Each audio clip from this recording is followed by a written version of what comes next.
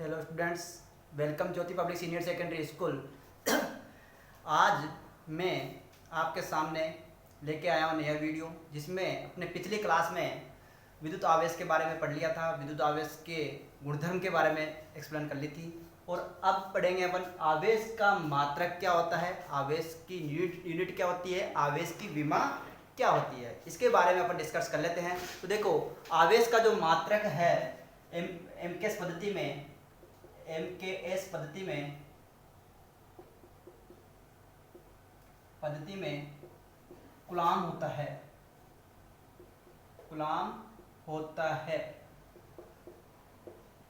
या आपने पढ़ा होगा कि आई बराबर क्या होता है, Q अपॉन टी। तो Q बराबर क्या होता है, आई टी। आई क्या है यहाँ पर, धारा, और टी क्या है, समय। तो यहाँ पर क्या हो जाएगा, इसका मात्रक एम्पियर इंटू समय।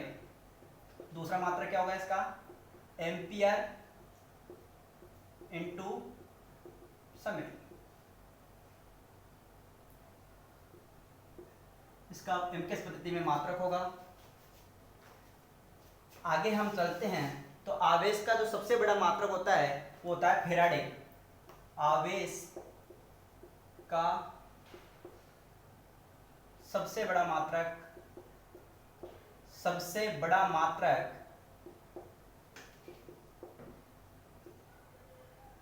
मात्रक फैराडे होता है।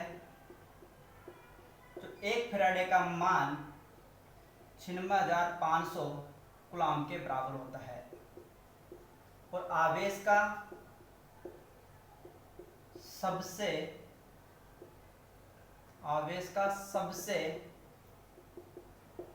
छोटा मात्रक 1 ESU होता है, .ASU, इलेक्ट्रोस्टैटिक यूनिट, स्थिर इलेक्ट्रोस्टैटिक यूनिट सबसे छोटा मात्रक होगा। और सीडीएस पद्धति में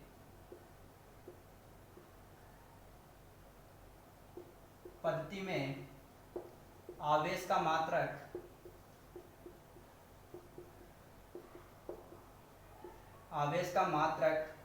स्टेट कूलाम होता है या फ्रैंकलिन होता है। इस तरह से आवेश के मात्रक है यहाँ पर एमकेएस पद्धति में कूलाम या एम्पेयर इंटू समय, जो मैंने बताया था एम्पेयर इंटू सेकंड कैसे होगा, Q बराबर होता है आई टी। तो यहाँ पर I बराबर क्या होगा, एम्पियर, टी यानी समय। आवेश का सबसे बड़ा मात्रक एक फैराडे होता है, जो किसके बराबर होता है, 96,500 कूलाम के बराबर होता है। आवेश का सबसे छोटा मात्रक होता है 1 ESU, जिसको बोलते हैं इंग्लिश में इलेक्ट्रोस्टैटिक यूनिट, स्थिर विद्युत इकाई बोलते हैं। सीजीएस पद्धति में आवेश का मात्रक होता है स्टेट कूलाम या फ्रैंकलिन होता है। इसकी विमा की बात करते हैं तो विमा, या इधर निकाल देता हूँ मैं विमा। तो देखो आपके पास होता है Q बराबर क्या होता है, आई टी। तो यहाँ पर विमा क्या होगी, बड़े कोष्टक में लेते हैं। तो यहाँ पर द्रव्यमान वाला एल टी। तो यहाँ पर देखो द्रव्यमान नहीं है इसमें, तो जीरो, एल नहीं है, लंबाई नहीं है, जीरो, समय है 1, और धारा एम्पियर है। तो यहाँ पर क्या हो जाएगा, A1। तो यहाँ पर ये किसकी होगी, आवेश की विमा होगी। तो कितनी होगी, M0, L0, T1 और A1 होगा। तो यहाँ पर आवेश के मात्रा कंप्लीट होते हैं। और अब चलते हैं अपन आप किसी वस्तु पर आवेश की उपस्थिति का पता लगाना। तो आवेश की उपस्थिति का पता लगाने के लिए एक यंत्र होता है, उसे बोलते हैं विद्युतदर्शी। उसके बारे में अपन डिस्कस करते हैं यहाँ पर। चलो तो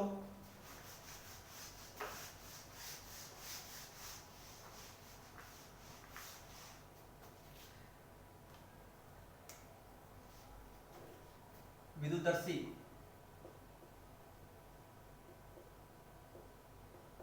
दूसरा नाम है इसका स्वर्णपत्र।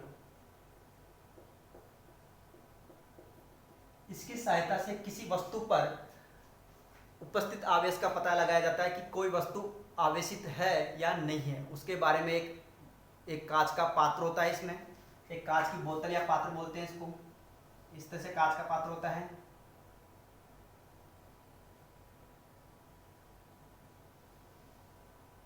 इसमें एक ऊर्ध्वाधर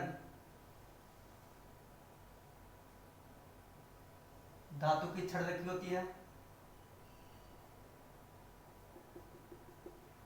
यह है कांच का पात्र, कांच का पात्र। यहां पर है चकती या डी, यहां पर एक डी लगी होती है।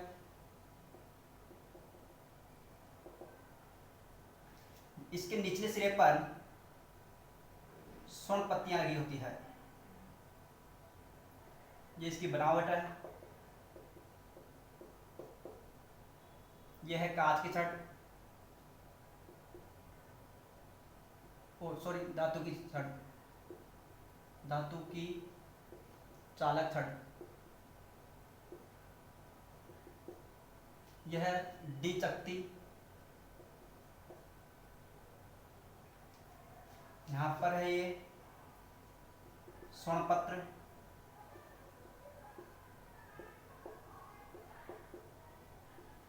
ये स्वर्ण पत्र होता है। और इसके सामने लगी होती है टिन की पत्तियां, टिन की पत्तियां, टिन की पत्तियां ये लगी होती है यहाँ पर। तो यहाँ पर देखो बनावट के बारे में बात करते हैं तो बनावट में इसमें क्या होता है, एक कांच का पात्र होता है, इसमें एक ऊर्ध्वाधर क्या रखती होती है, धातु की चालक छड़ रखी होती है। उसके ऊपरी सिरे पर होता है डी या चकती, ये इस तरह से बन चालू होती है। और यहाँ पर निचले सिरे पर क्या लगती होती है, स्वर्ण पत्र लगे होते हैं या स्वर्ण पत्तिकाएं लगी होती है जो आराम से मूवमेंट कर सकती है। इसके सामने टिन की पत्तियां लगी होती है। तो इसकी सहायता से अब कैसे किसी वस्तु पर आवेश का पता लगाया जाता है और नहीं लगाया जाता है उसके बारे में अपन एक्सप्लेन करते हैं। तो यहाँ पर देखो जैसे मैंने कोई धनावेश छड़ लाता हूँ और इस धनावेश छड़ को इस डी सिरे पर, ये धातु की छड़ है, धनावेश छड़ है, धनावेशित छड़ है। जैसे कार्यविधि का एक्सप्लेन करता हूँ, कार्यविधि। तो देखो यहाँ पर कि जब धातु की छड़ है जो धनावेशित है, तो इस धनावेश छड़ को जब डी से संपर्क कराते हैं तो ये आवेश इस छड़ में से होते हुए, इस छड़ में से होते हुए, इस चालक छड़ में से होते हुए स्वर्ण पत्तियों पर आ जाते हैं। किस पर आ जाते हैं, इन स्वर्ण पत्तियों पर आ जाते हैं। तो स्वर्ण पत्तियों पर आने पर ये दोनों संपर्क में, इसलिए बराबर बराबर आवेश आ जाएगा। लेकिन इन दोनों पत्तियों पर समान आवेश आने के कारण और सजाती आने के कारण इनका क्या होगा, प्रतिकर्षण होता है। और प्रतिकर्षण होने से ये फैल जाती है और इनके प्रतिकर्षण होता है तो ये फैल जाएगी। और इसके सामने जो टिन की पत्तियां हैं उस पर प्रेरण के कारण विपरीत प्रकृति का आवेश उत्पन्न हो जाता है। इस शुभ्रता बढ़ाने के लिए इस टिन की पत्तियों को लगाया जाता है। तो यहाँ पर इन आवेश उत्पन्न हो जाएगा, किसके कारण, प्रेरण कारण। आपने पिछली क्लास में पढ़ा था कि प्रेरण कारण विपरीत प्रकृति का आवेश उत्पन्न होता है। तो यहाँ पर धनावेश था, धनावेश के पास वाली छड़ पर जो प्रेरण के द्वारा उत्पन्न होगा वो कौन सा होगा, ऋणावेश उत्पन्न होगा। तो यहाँ पर इस तरह से कार्य करती है। और यहाँ पर अगर अपन ऋणावेश लाते हैं, विपरीत प्रकृति का आवेश लाते हैं तो यहाँ पर क्या होगा। अब देखो यहाँ पर मैं इससे पहले ये बता देता हूँ कि यहाँ पर जो धनावेश है वो क्या सजाती है, और सजाती होने के कारण उनके बीच क्या होगा, प्रतिकर्षण। प्रतिकर्षण होने के कारण क्या करेगी, ये फैलेगी। और ये यहाँ पर ऋणावेश छड़ा है और ऋणावेश है, और यहाँ पर क्या है धनावेश, इनके कारण क्या होगा, इनके बीच में आकर्षण होगा, इनके बीच में क्या होगा, प्रतिकर्षण होगा, इसलिए इनका क्या होगा, फैलाव होगा। यदि मैं इस धनावेश छड़ के स्थान पर मैं लाता हूँ ऋणावेश, अभी लाता हूँ मैं ऋणावेश, तो ऋणावेश लाने पर इस छड़ में से क्या आएगा, ऋणावेश आएगा। तो ऋणावेश होता हुआ आएगा इस पर, तो इस पर क्या जाएगा, ऋणावेश, ऋणावेश उपस्थित हो जाता है। तो यहाँ पर क्या होगा, प्रतिकर्षण होगा, लेकिन यहाँ पर भी ऋणावेश है, यहाँ पर भी ऋणावेश है, यहाँ पर भी ऋणावेश हो गया, यहाँ पर भी ऋणावेश हो गया। तो यहाँ पर क्या होगा, इनका प्रतिकर्षण होगा, प्रतिकर्षण करके क्या हो जाएगी, ये सिकुड़ेगी। इस तरह से विद्युतदर्शी कार्य यहाँ पर करती है। और विद्युतदर्शी या स्वल्पत्र की सहायता से क्या पता लगाया जाता है, किसी वस्तु पर आवेशित, कोई वस्तु आवेशित है या नहीं है उसके बारे में पता लगाया जाता है, जो अपन ने लगाया है यहाँ पर। जैसे यहाँ पर कोई छड़ थी उसका पता लगाया था। तो आगे चलते हैं, ये स्वर्ण पत्र या विद्युतदर्शी खत्म होती है। आगे चलते हैं कूलाम का नियम।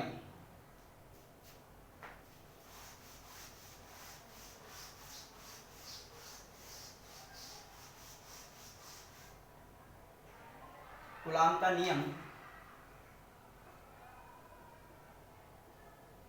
कूलाम का नियम देखो ये कूलाम का नियम है, वो स्थिर आवेशों के बीच कार्यरत होता है। किसके बीच कार्यरत होता है? स्थिर आवेशों के बीच ही कार्यरत होता है। और कूलाम के नियम के अनुसार यदि माना कोई दो आवेश है, एक आवेश यहाँ पर है और एक आवेश यहाँ पर है,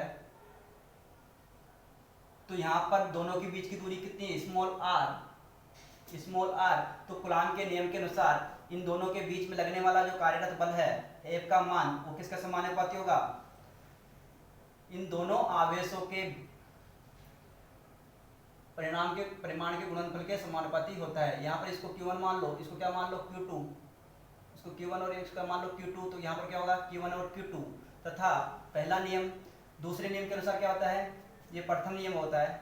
दूसरा नियम क्या कहता है कि इनके बीच की जो दूरी है, जो इनके बीच में कार्यरत बल है, वो इनकी बीच की दूरी कितनी है? स्मॉल आर, इसके वर्ग के व्युत्क्रमानुपाती होता है। समीकरण नंबर 2। तो यहाँ पर क्या होगा?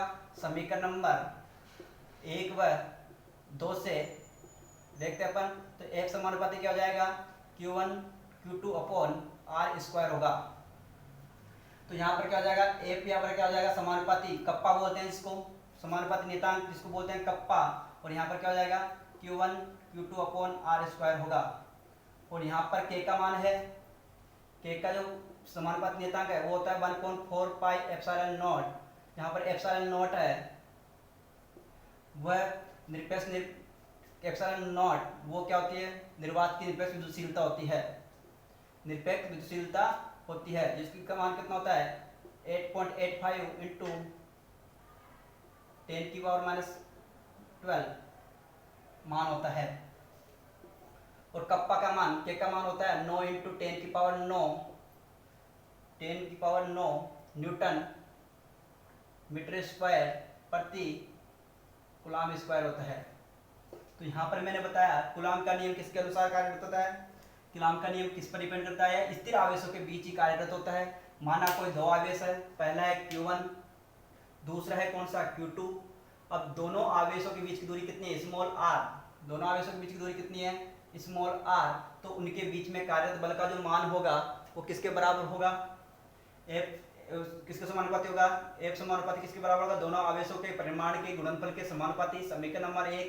समीकरण नंबर 1। दूसरा क्या होता है कि जो इनके बीच की जो दूरी है स्मॉल आर, उसके वर्ग के व्युत्क्रमानुपाती होता है। जब समीकरण नंबर 1 व 2 से क्या हो जाएगा? F समानुपाती क्या हो जाएगा? Q1 व Q2।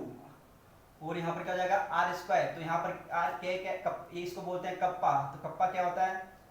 कप्पा का मान कितना होता है? ये समानुपाती नियतांक है। और कप्पा का मान कितना होता है? 1/4 pi epsilon not. Epsilon not क्या है? यहाँ पर निर्वात की निरपेक्ष विद्युतशीलता, निर्वात की निरपेक्ष विद्युतशीलता, निरपेक्ष विद्युतशीलता होती है, निरपेक्ष विद्युतशीलता होती है, निरपेक्ष विद्युतशीलता क्या होती है कि किसी माध्यम में से गुजरने वाले विद्युत बल रेखाओं की संख्या को क्या कहते हैं? विद्युतशीलता कहते हैं। क्या कहते हैं? किसी माध्यम में से, जैसे निर्वात है, तो निर्वात में से गुजरने वाली विद्युत बल रेखाओं की संख्या को क्या कहते हैं? या क्षमता को क्या कहते हैं? विद्युतशीलता कहते हैं। तो यहाँ पर एक कूलाम का नियम कंप्लीट होता है। आगे पढ़ेंगे हम प्राव्यतांक। तो आज के लिए वीडियो यहीं पर समाप्त करते हैं। ये वीडियो अच्छा लगे तो इसको लाइक करना, सब्सक्राइब करना। थैंक यू, धन्यवाद।